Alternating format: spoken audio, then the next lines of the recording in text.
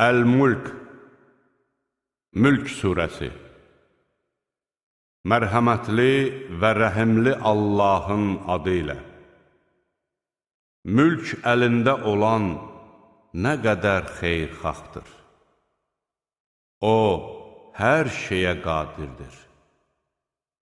Əməl baxımından hansınızın daha yaxşı olduğunuzu sınamaq üçün ölümü və həyatı yaradan O'dur. O, qüdrətlidir, bağışlayandır. 7 göyü təbəqələr şəklində quran O'dur. Sən mərhəmətli Allahın yaratdığında qətiyyən bir uyuşmazlıq tapmazsan. Bir başını qaldırıb göyə diqqət yetir. Heç onda bir çat görürsənmi? Sonra göz gəzdirib təkrar bax. Göz zəlil və yorğun halda özünə tərəf dönəcəkdir. Biz sizə yaxın olan göyü ulduzlarla bəzədik və onları şeytanlara atılan alovlar etdik. Biz onlar üçün yandırıb yaxan od əzabı hazırlamışıq. Rəbbinə qarşı çıxanlar cəhənnəm əzabına düçar olacaqlar. Ora nə pis dönüş yeridir. Onlar oraya vasil ediləndə onun dəhşətli uğultu ilə qaynadığını eşidəcəklər. Cəhənnəm qəzəbindən az qala parçalansın. Hər dəfə bir dəstə oraya atılarkən cəhənnəmin gözətçiləri onlardan soruşacaqlar. Məyər sizə xəbərdarlıq edən bir peyğəmbər gəlməmişdi? Onlar deyəcəklər. Əlbəttə, bizə qorxudan bir peyğəmbər gəlmişdi. Amma biz onu yalançı sayıb, Allah heç bir şey nazil etməyib, siz də ancaq böyük bir azğınlıq içindəsiniz demişdik. Onlar deyəcəklər, əgər biz dinləsəydik və ya anlasaydıq, alov şölələri saçan od sakinlərinin içində olmazdıq. Onlar öz günahlarını etiraf edəcəklər. Rədd olsun alovlu od sakinləri. Həqiqətən öz Rəbbindən onu görmədikləri halda qorxanlar üçün bağışlanma və böyük bir mükafat vardır. Sözünüzü gizli saxlasanız da, onu açıq desəniz də fərqi yoxdur. Allah kökslərdə olanları bilir.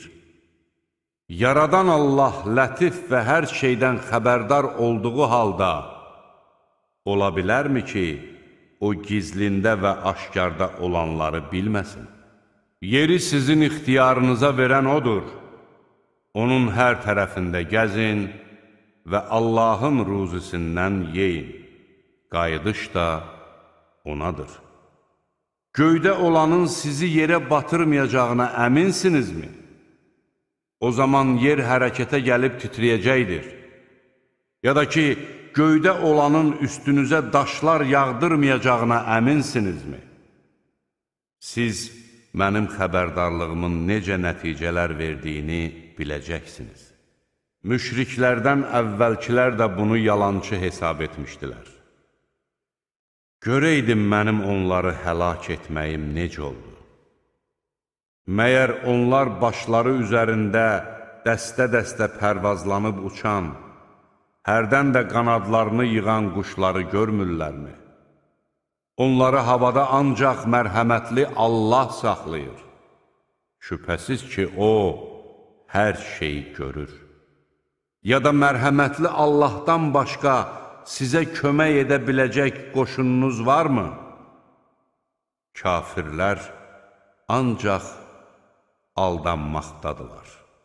Ya da O öz ruzusunu kəssə, sizə kim ruzi verə bilər? Xeyr, onlar təkəbbür göstərməkdə və haqdan qaçmaqda davam edirlər.